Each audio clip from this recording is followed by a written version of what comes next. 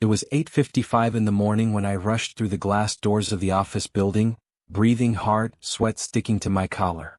The elevator took forever, as if time itself wanted to punish me. I was late, just 11 minutes, but those 11 minutes were about to change everything. Last night, my mother had trouble breathing again. I'd spent the whole night in the hospital with her, and when I finally came home, I fell asleep without realizing. The alarm rang, but I didn't hear it. When I reached the 14th floor, my phone buzzed. "Mr. Cade wants to see you." Conference room. My heart sank. The conference room was cold, painfully quiet. On the other side of the table sat Mr. Cade, my boss, sharp suit, straight posture, eyes that could slice through stone. In front of him, my attendance sheet and a red pen. I opened my mouth to explain, but he raised a hand. "Excuses," he said, "are the reason people stay average."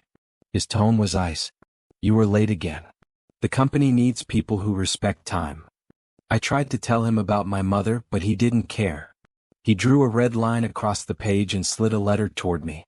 "Effective today." The word termination hit harder than any slap. My throat went dry, my palms shook. Months of overtime, extra shifts, skipped lunches, all erased by 11 minutes. I stepped out of that room like a ghost, walked through the silent corridor and reached the parking lot. I sat in my old car, resting my forehead on the steering wheel. The phone buzzed again, a message from the bank, rent due in 12 days. I exhaled bitterly. The small spare room in my house came to mind. It was supposed to be a study one day. Now it would be survival. Right there in the car, I posted an online ad, "Quiet room for rent. Private bath. No questions asked." My hands were shaking as I pressed post. I had no idea that just 7 days later, the man who destroyed my life would walk through that same door, asking me for a place to stay. 7 days passed.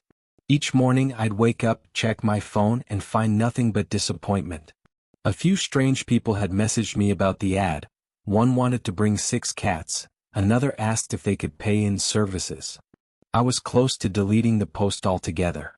That's when the notification came. "Still available? Can I move in today?" The username said Ryan K. I didn't think much of it. I needed the money, and if someone was ready to move in right away, I couldn't afford to hesitate. "Sure," I texted back. "You can come by at 6 p.m. to see it." He replied instantly, "Perfect. I'll be there." I spent the next hour cleaning every corner, trying to make the place look half decent. I didn't know why I was nervous. Maybe because it felt strange to rent out part of my home to a stranger. Maybe because I still hadn't told my mother about being fired. At exactly 6, a knock echoed at the door. I wiped my hands on my jeans and opened it. The world stopped for a second. Standing there with his usual arrogant half-smile was Mr. Cade, my ex-boss. He looked different out of his tailored suit, wearing a gray jacket and holding a single duffel bag, but those sharp eyes were unmistakable. We both froze. "You live here?" he asked, his voice stiff. "Yeah," I said, forcing calm into my tone. "You're looking for a room?" He cleared his throat awkwardly. "Yes. My apartment's being renovated.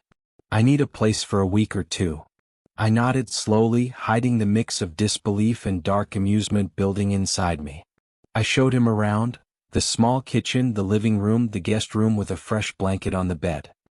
He barely looked at me, pretending not to recognize the irony of standing in the home of the man he'd fired.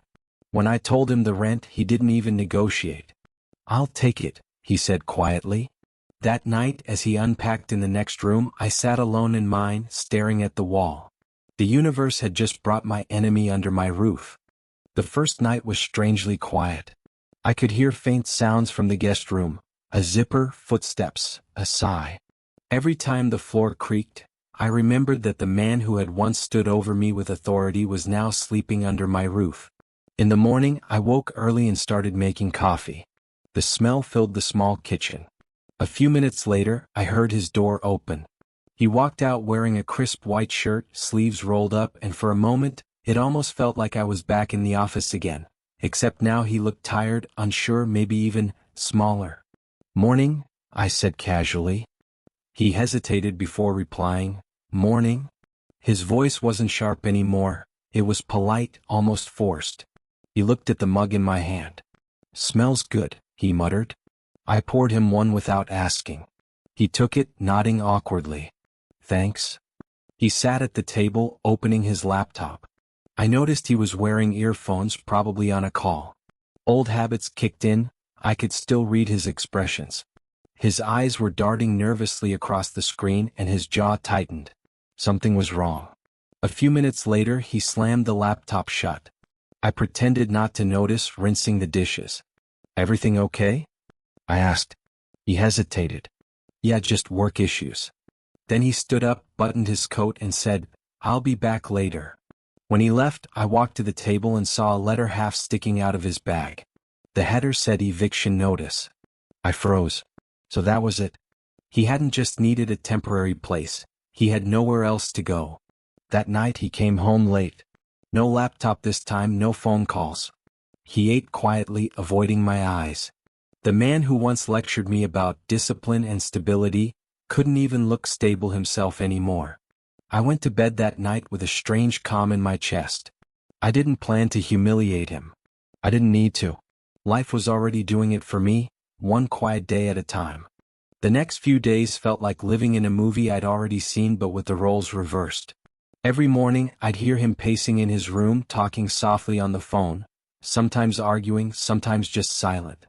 The man who once barked orders now whispered excuses. On the fourth day, I found him sitting in the kitchen long after breakfast time, still wearing the same shirt from yesterday.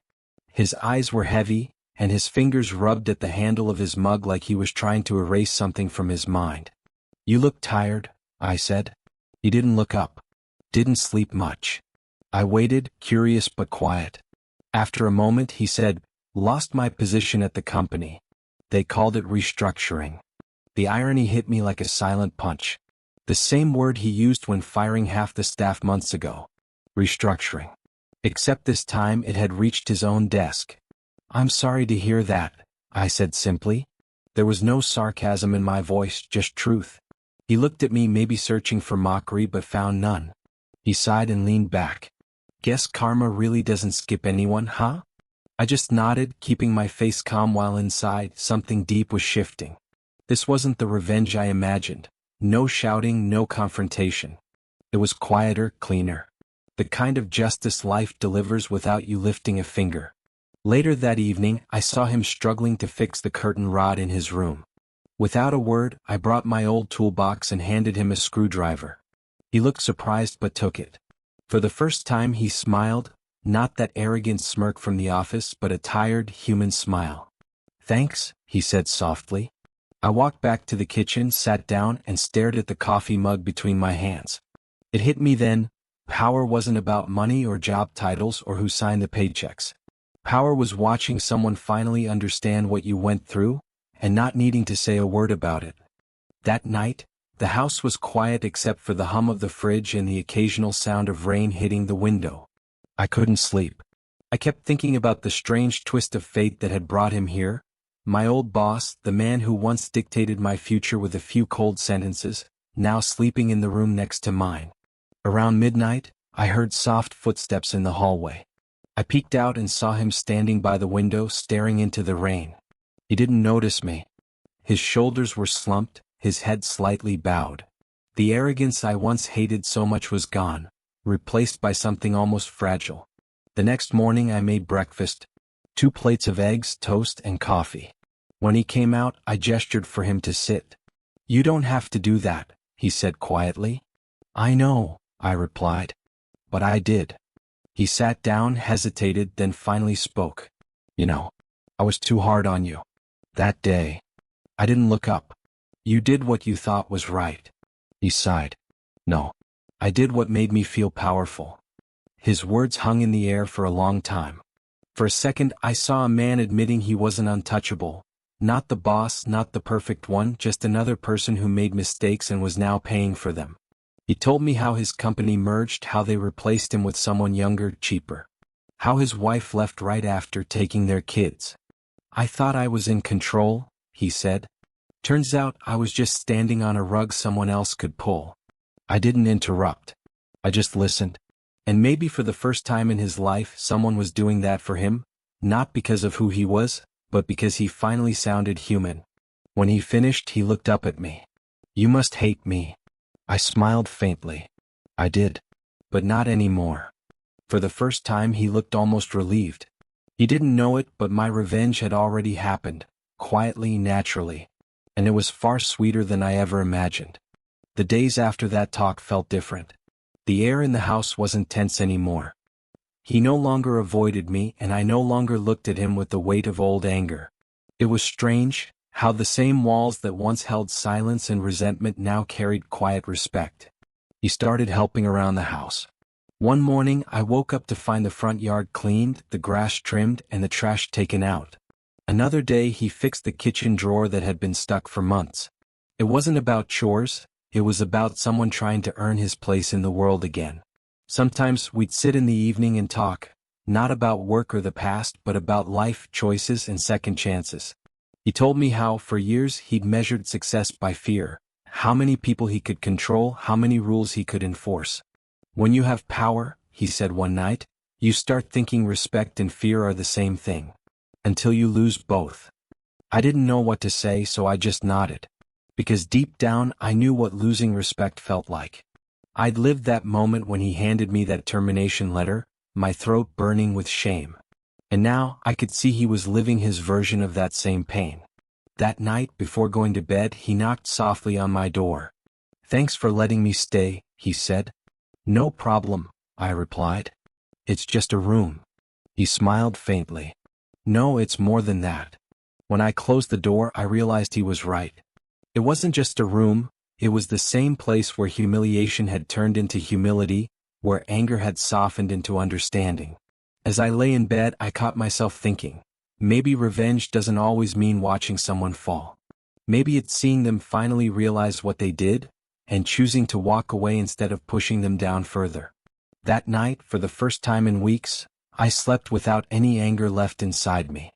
The next morning, I woke up to the smell of coffee already brewing. When I walked into the kitchen, he was there, sitting at the table, 2 cups waiting.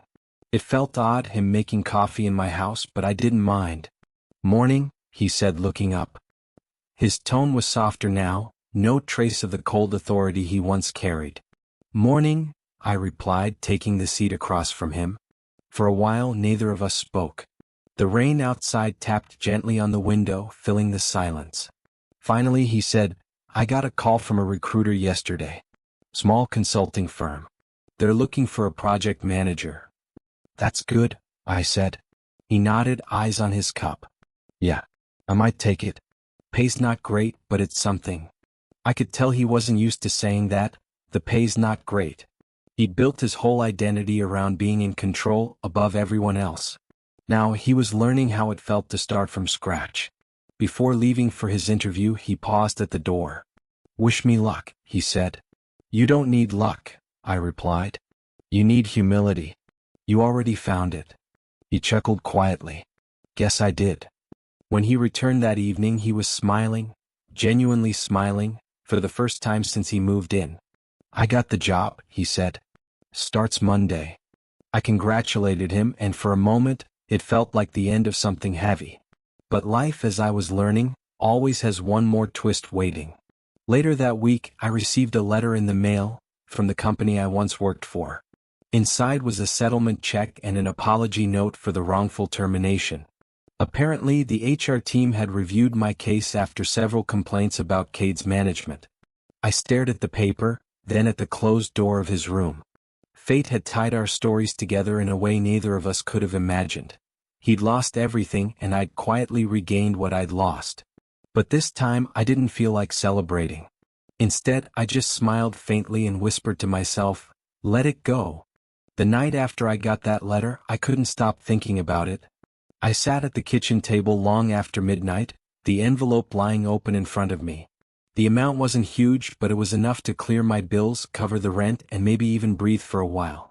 Still, it wasn't the money that mattered, it was the acknowledgement. The same company that once threw me out now admitted they were wrong. I thought about telling him, about showing him the letter just to see his reaction. But something inside me stopped. What would be the point? To hurt him? To remind him how far he'd fallen? I looked toward his door, the light under it still glowing faintly. He was awake too. Maybe thinking about the same things from his own side of the wall. The next morning I made breakfast again. When he walked out, he looked tired but peaceful. "You're up early," he said. "Couldn't sleep," I replied. He smiled lightly. "You'll get there. It takes time." He didn't know how right he was. While we ate, his phone buzzed. He frowned and stepped aside to answer. I overheard enough to understand it was the company he used to work for. They'd offered him a consulting contract. A smaller role, less pay, but still something to rebuild from.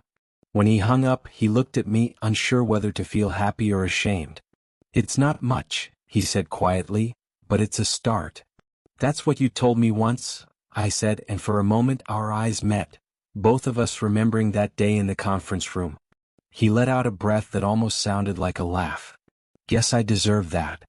We both smiled, not as enemies, not even as friends exactly, but as two men who had finally seen each other without the walls of ego and status. When he left for work that day, he paused at the door and said, "You know, I'm grateful you didn't throw me out." I looked at him and said, "You already learned your lesson. Throwing you out wasn't mine to teach." He nodded, eyes heavy with something close to respect. A few days later, the house felt strangely empty. He had started leaving early for work, sometimes even before sunrise, and coming back late. I didn't mind the quiet. In fact, it gave me space to think. For the first time in months, my life felt steady again. I wasn't rich, but I had peace. I fixed small things around the house, called my mom more often, and even started looking for new jobs. But there was a small part of me that couldn't forget how quickly things had changed, how life had spun the wheel and landed us both on opposite sides. One evening, as I returned home from the grocery store, I saw him sitting on the front steps, holding a small cardboard box. His face looked distant. "Everything okay?" I asked. He gave a tired smile. "Yeah, just packing. Got a new place closer to work." I stood there for a moment, unsure what to say. I thought I'd feel relieved when he left, but instead, I felt a strange heaviness, like closing a chapter that mattered more than I'd realized. He stood up and handed me an envelope. "For the rent and for everything else." I shook my head. "You already paid." "Then consider it a thank you," he said quietly. "You didn't owe me kindness, but you gave it anyway." He walked to his car, stopped halfway, and turned back. "You were one of the best people I ever fired," he said with a crooked grin. "And the only one who ever taught me something afterward." I laughed softly, shaking my head. "Take care, Cade." "You too," he said before driving off into the fading evening light. I went back inside, the envelope still in my hand. Inside was cash and a small note, "For the days you didn't give up, even when I made it harder." I stood there for a long time, reading those words again and again. The man I once hated had left behind something far greater than money: closure. The day after he left, the house felt quieter than ever. His room was empty now, the bed neatly made, the curtains slightly open, the faint smell of his cologne still lingering in the air. It was strange how someone's presence could fill a space so completely, and their absence could make it echo. I walked into his old room, meaning just to check if he forgot anything. On the desk I found a small notepad. The first page had only one sentence written in his sharp handwriting. "Forgive yourself before forgiving others." I didn't know what it meant at first, but I slipped the page into my wallet anyway.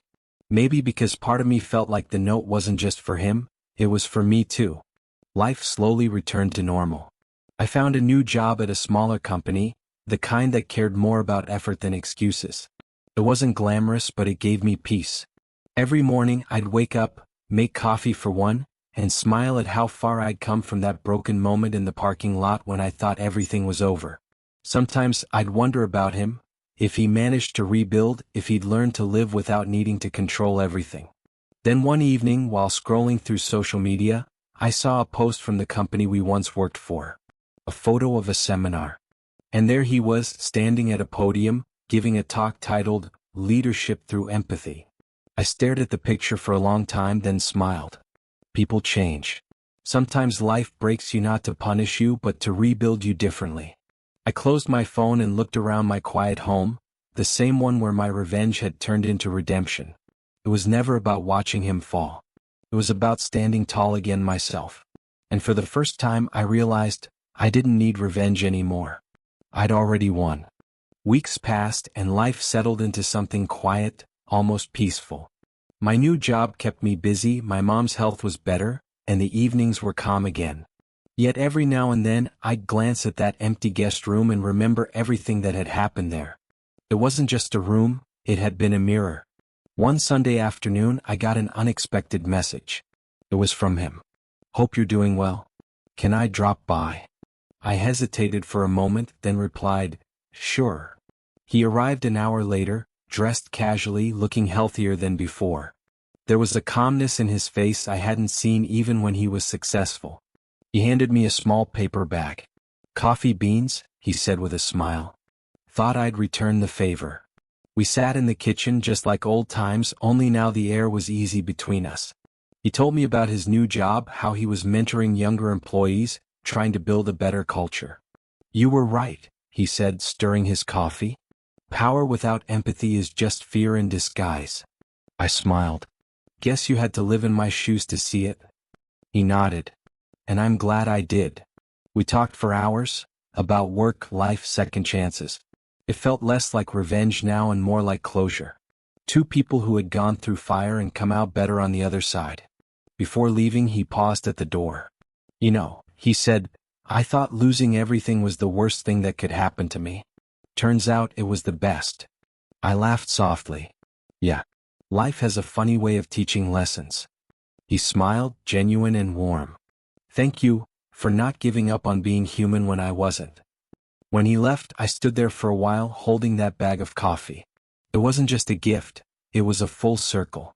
The same man who once ruined my morning now left me something to start a better one. A few months went by quietly.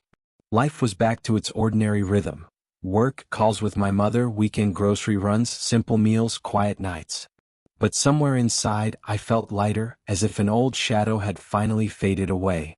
One morning while checking emails I saw a message from an unknown address. The subject read, "Thought you should see this." The attached photo showed a group of people at a leadership workshop. In the center stood Cade, smiling, holding a certificate. The caption read, "Congratulations to our newest mentor for emotional intelligence and growth leadership." I stared at it for a long time. A strange mix of pride and peace filled me.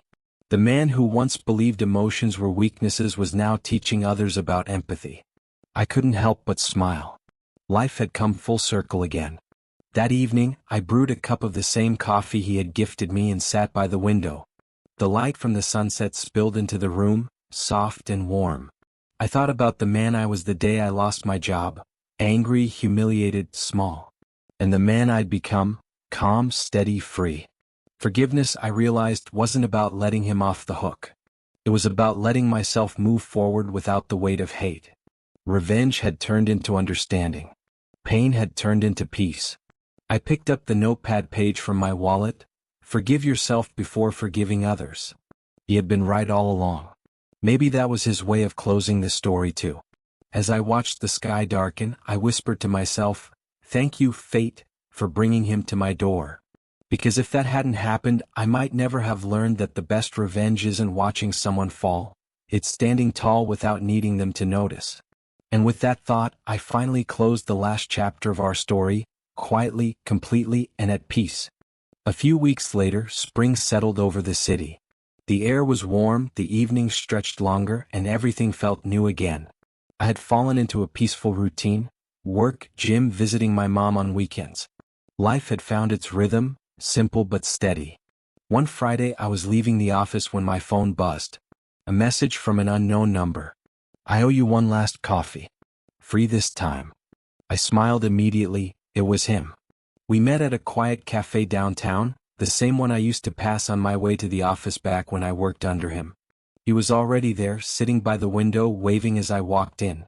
He looked different, lighter, calmer. There was no trace of the stiff arrogance he once carried. "I'm glad you came," he said. "I wanted to thank you properly. For everything." "You already did," I replied, taking a seat. He shook his head. "No, I didn't. You could have humiliated me. But you didn't. That changed me. We talked for a long time, about work, people, how power blinds you if you hold it too tightly. He told me how he'd started volunteering, mentoring young professionals who had been fired unfairly or were struggling with burnout. I tell them about you sometimes, he said quietly. Not by name. Just your story. That caught me off guard. For a long moment I didn't know what to say. Why? I asked. He smiled faintly. Because everyone needs to learn that power doesn't define worth. Humanity does. When we left the cafe, the evening sun spilled across the street, golden and warm. He turned to me and said, "You were the best lesson I ever learned." We shook hands, not as boss and employee, not as enemies but as equals. As I watched him walk away, I realized the story wasn't about revenge anymore. It was about growth, his, mine both. Sometimes fate doesn't punish. It teaches.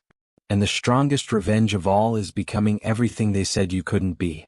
A few months later, I found myself standing outside the same building where it had all begun, the glass office tower where I was fired. Not because I worked there again, but because my new company had rented a conference space for a business event. Walking through those familiar doors felt surreal. The air smelled the same, polished floors, strong coffee, faint cologne. My reflection in the elevator doors caught me off guard. I wasn't the same man anymore. The anger, the insecurity, the constant need to prove myself, all of that had faded into something quieter, stronger. When I reached the top floor, people were already networking. That's when I saw him, Cade, standing near the back talking to a small group. He noticed me instantly. For a moment, both of us just smiled. He excused himself and walked over. "Didn't expect to see you here," he said warmly. "Yeah," I replied, "life's got a strange sense of direction." He laughed. "That it does." We talked briefly. He was now working as an independent leadership consultant, traveling to different companies, teaching people how to lead with empathy and integrity. "Turns out," he said, "the world doesn't need more bosses. It needs better humans." Before leaving, he handed me his new business card. At the bottom, below his title, were 4 words in bold italics. Respect time, value people.